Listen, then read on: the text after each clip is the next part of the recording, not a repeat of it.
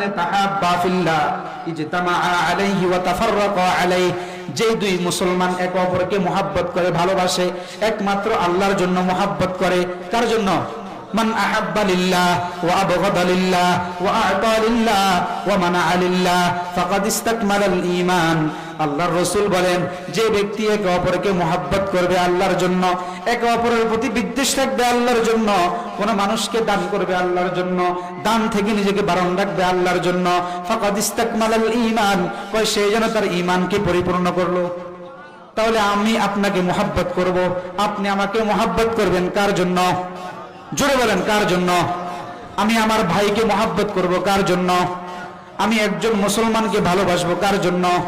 যদি আল্লাহর জন্য ভালোবাসতে পারি, কিয়ামতের ময়দানে আল্লাহ রাব্বুল আলামিন আমাদের দুজনকে আল্লাহ রাব্বে কারীমের আরশের নিচে ছায়া দান করবেন। এই হলো কয় নাম্বার?